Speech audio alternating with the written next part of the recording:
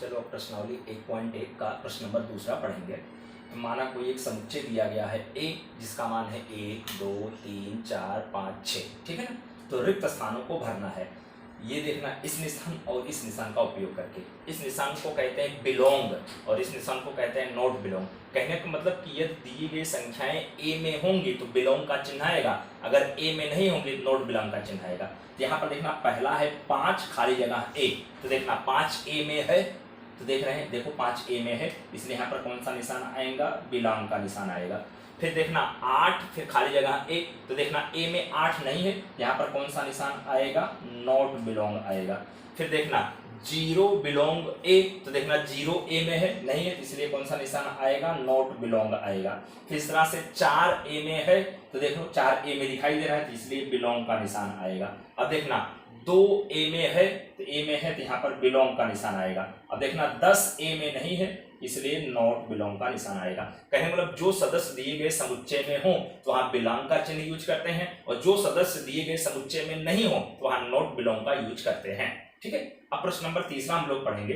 निम्नलिखित समुच्चय को रोस्टर के रूप में हमको लिखना है। कौन से रूप में, रोस्टर के रूप में। कहने का मतलब गुणधर्म के रूप में दिया गया है और उनके संख्यात्मक मान के रूप में लिखना है। यहाँ पर देखना पहला सवाल है x सच दैट x एक पूर्णांक है और x का मान -3 से बड़ा है और 7 से छोटा है, तो -3 से बड़ी पूर्णांक संख्या -2 होगा और 7 से छोटी पूर्णांक संख्या 6 होगा। मतलब -2 से लेकर 6 तक, मतलब -2 -1 0 1 2 3 4 5 6। तो ये चीज देखो -2 -1 0 1 2 3 4 5 6, यहाँ तक संख्याएं आपकी आ गई। तो ये रोस्टर का रूप हो गया। अब इस तरह से देखना दूसरा सवाल है x सच दैट x 6 से कम प्राकृतिक संख्या। तो प्राकृतिक संख्या की शुरुआत 1 से होती है, तो यहाँ पर देखना प्राकृतिक संख्या 6 से कम है, इसका मतलब 1 2 3 4 5, तो 1 2 3 4 5। अब आगे देखना तीसरा जो दिया गया है x सच दैट x 2 अंकों की ऐसी प्राकृतिक संख्या जिनके अंकों का योगफल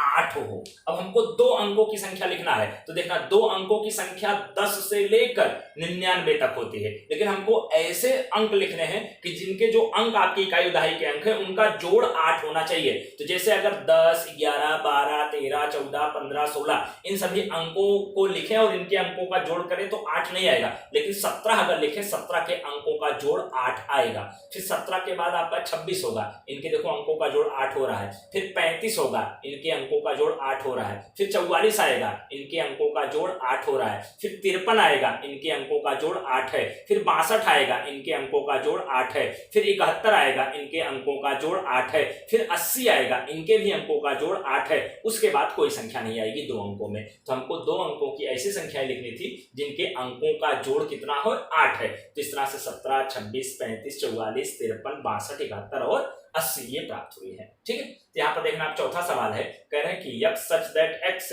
एक अभाज्य संख्या जो 60 की भाजक हो, मतलब कि जो 60 के पहाड़े में आती हो, या जो जिन संख्याओं से 60 कटता हो, तो 60 की जो भाजक संख्याएं है, मतलब जिन जिन संख्याओं के पहाड़े में 60 आता हो, तो 60 1 के पहाड़े में आएगा, मतलब 60 1 से भी कटेगा, 2 से भी कटेगा, 3 से भी कटेगा, 4 से भी कटेगा, 5 से भी कटेगा, 6 से भी कटेगा, 10 से भी कटेगा, 12 से भी कटेगा, 15 से भी कटेगा, 20 से भी कटेगा, 30 से भी कटेगा और 60 से भी कटेगा। अब इसमें हमको अभाज्य संख्या ढूंढनी है। तो आप लोग जानते हैं 2 आपकी सम संख्या के साथ साथ अभाज्य संख्या भी है। यहाँ अभाज्य संख्याएं कौन कौन सी होती हैं, 2 3 और 5। अभाज्य संख्या किसे कहते हैं, जो सिर्फ अपने पहाड़े में आए और किसी के पहाड़े में ना आए, और 2 के अलावा सभी जो सम संख्याएं होती हैं वो अभाज्य संख्या नहीं है, लेकिन 2 एक ऐसी सम संख्या है जो अभाज्य भी होता है, और 3 तो अभाज्य है, 5 भी अभाज्य है, और एक अभाज्य संख्या नहीं होता है, विशेष तौर पर ध्यान रखना। यहाँ पर कौन कौन आएगा, 2 3 और 5, ये 3 अभाज्य संख्या है, तो 2 3 5 आपका आ गया। अब देखना अगला सवाल है, ट्रिग्नोमेट्री शब्द के सभी अक्षरों का समुच्चय लिखना है। तो यहाँ पर जब इस तरह से कोई भी लेटर लिखा हुआ है, अक्षरों का समुच्चय लिखना हो, तो जो लेटर लिए गए हैं वही लेटर आपको लिखने हैं, लेकिन अगर कोई लेटर स्पेलिंग में 2 बार आया है, 3 बार आया है, तो उसको लिखना एक ही बार है, और हर एक लेटर के बाद कोमा लिखना है। देखना टी लिख दिया, कोमा आर लिख दिया, कोमा आई लिख दिया, कोमा जी लिख दिया, कोमा ओ लिख दिया, कोमा एन लिख दिया, फिर कोमा ओ नहीं लिखा क्योंकि ओ एक बार लिख चुका हूं, फिर उसके बाद एम लिख दिया, फिर कोमा ई लिख दिया, फिर उसके बाद आपका टी नहीं लिखा, एक बार आ चुका है, आर भी नहीं लिखा, एक बार आ चुका है, फिर कॉमा वाई करके लिख दिया। तो कोई भी लेटर एक से अधिक बार नहीं आना चाहिए। इसी तरह से बेटर शब्द के सभी अक्षरों का समूह लिखना है, तो देखना बी लिख दिया, कॉमा ई लिख दिया, कॉमा टी लिख दिया, कॉमा आर लिख दिया। अब टी 2 बार था, एक ही बार लिखना है, ई भी यहाँ 2 बार आया तो एक बार लिख दिए हैं, आर लिख दिए। कोई भी लेटर एक से अधिक बार आया हो, लिखना एक ही बार होता है। तो ये आपका बेटर समूह के बेटर शब्द के सभी अक्षरों का समुच्चय है। ठीक है, अब देखना प्रश्न नंबर जो चौथा है, कह रहे निम्नलिखित समुच्चय को समुच्चय निर्माण के रूप में व्यक्त करना है। समुच्चय निर्माण का रूप मतलब गुणधर्म का रूप। अब जैसे यहाँ पर दिया गया है a बराबर 3, 6, 9, 12।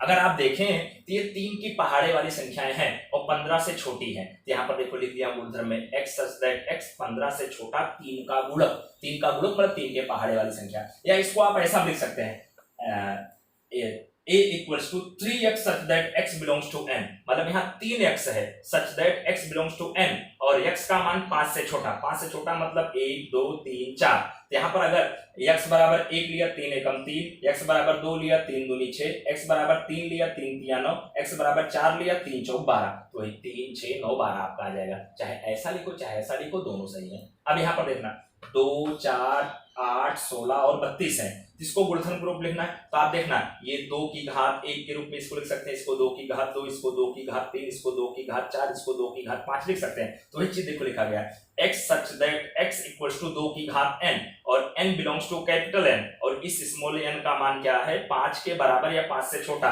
मतलब क्या हुआ 1, 2, 3, 4, 5। इसका मतलब n बराबर 1 लेंगे 2 की घात 1 मतलब 2 आएगा। n बराबर 2 लेने पर 2 की घात 2 4 आएगा। n बराबर 3 लेने पर 2 की घात 3 8 आएगा। n बराबर 4 लेने पर 2 की घात 4 16 आएगा। n बराबर 5 लेने पर 2 की घात 5 32 आपका आएगा। ठीक है, इस तरह से आपको इस गुणधर्म में लिख सकते हैं। अब वही मेथड का ये वाला सवाल है 5, 25, 125 और 625। तो ये चीज लिख सकते हैं x such that x बराबर 5 की घात n और n belongs to capital N और n का मान 4 के बराबर है 4 से छोटा। अगर स्मॉल n बराबर 1 लिया तो 5 आएगा। स्मॉल n बराबर 2 लेंगे तो 5 की घात 2 25 आएगा। स्मॉल n बराबर 3 लेंगे 5 की घात 3 125 आएगा। स्मॉल n बराबर 4 लेंगे 5 की घात 4 बराबर 625 आएगा। इस तरह से आपको लिख सकते हैं। अब आगे देखना ये है 2, 4, 6 डॉट डॉट। तो आप देख रहे हैं कि ये सम संख्याएं हैं और प्राकृतिक संख्याएं। तो x such that x या सम प्राकृतिक संख्या। ठीक है, फिर आगे देखना 5वें सवाल में 1 लिखा है, 4 लिखा है, 9 लिखा है, फिर डॉट डॉट 100 लिखा है। तो देखना 1 का वर्ग, 4 2 का वर्ग, 9 3 का वर्ग, इसी तरह से 9 के बाद आपका क्या आएगा 16 4 का वर्ग, 25 5 का वर्ग, इसी तरह से 10 का वर्ग 100 आपका। इसका मतलब क्या हुआ 1 से 10 तक की प्राकृतिक संख्याओं के वर्गों का यह समूह लिखा गया है। तो वही x such that x यह 1 से 10 तक की प्राकृतिक संख्या के वर्गों का समुच्चय है। ठीक है, अब क्वेश्चन नंबर जो 5वां है चौथे के बाद 5वें में कह रहे हैं निम्नलिखित समुच्चय को सभी अवयव समुच्चय के सभी अवयव को सूचीबद्ध करना है, मतलब संख्यात्मक मान के रूप में लिखना है। जैसे यहाँ पर पहला x such that x विषम प्राकृतिक संख्या। विषम प्राकृतिक संख्या कौन कौन सी होगी 1 है, 3 है, 5 है, 7 है, 9 है, डॉट डॉट इस तरह से अनंत तक आएगा। अब देखना इसमें x such that x एक पूर्णांक है और x का मान -1/2 से बड़ा और 9/2 से छोटा। तो -1/2 का मतलब माइनस का 0.5। तो माइनस के 0.5 से बड़ा पूर्णांक आपका क्या आएगा 0 होगा और 9/2 का मतलब 4.5 से छोटा पूर्णांक 4 होगा। मतलब 0 से लेकर 4 तक। तो 0 1 2 3 4। ठीक है, अब यहाँ पर देखना सी में x such that x एक पूर्णांक है जिसका वर्ग 4 के बराबर है 4 से छोटा। अब एक पूर्णांक है और जिसका वर्ग 4 के बराबर 4 से छोटा। तो यहाँ पर अगर हम x का मान -3 ले तो -3 का वर्ग 9 हो जाएगा, लेकिन 4 से छोटा 4 के बराबर 4 से छोटा होना चाहिए। तो -3 नहीं ले सकते हैं। तो अगर हम x बराबर -2 लिए तो -2 का वर्ग 4 जो 4 के बराबर आ रहा है -2 आएगा। फिर -1 भी आएगा, -1 का वर्ग 1 होगा 4 से छोटा है। फिर 0 आएगा, 0 का वर्ग 0 होगा, 0 4 से छोटा है लिया जाएगा। फिर 1 लिया जाएगा, फिर 2 लिया जाएगा, इसके बाद नहीं लिया जाएगा। मतलब क्या हुआ कि -2 -1 0 1 2 इन सभी पूर्णांकों का योगफल 4 पूर्णांकों का वर्ग 4 के बराबर या 4 से क्या है छोटा है। ठीक है, अब उसके बाद देखना डी वाला है लॉयल शब्द के सभी अक्षरों का समूह। तो जैसे यहाँ पर अभी लिखा गया था बेटर और टेग्नामेंट्री में, तो एल लिख दिया, कोमा ओ लिख दिया, कोमा वाई लिख दिया, फिर कोमा ए लिख दिया, फिर यल दोबारा नहीं लिखा चूंकि एक बार एल लिखा जा चुका है। इस तरह से इसके आगे के जो सवाल हैं तो इन सवालों को आप लोग सॉल्व करना अच्छे से। इनमें जो सवाल आपको नहीं आएगा उसको टिक करना, फिर हमसे पूछ लेना और उदाहरण 1 से 5 भी आप लोगों को सॉल्व करना है। तो प्रश्नावली 1.1 इस तरह से आप लोगों का पूरा हो जाएगा। आज बैठ के शाम तक अच्छे से सॉल्व कर लेना। ओके।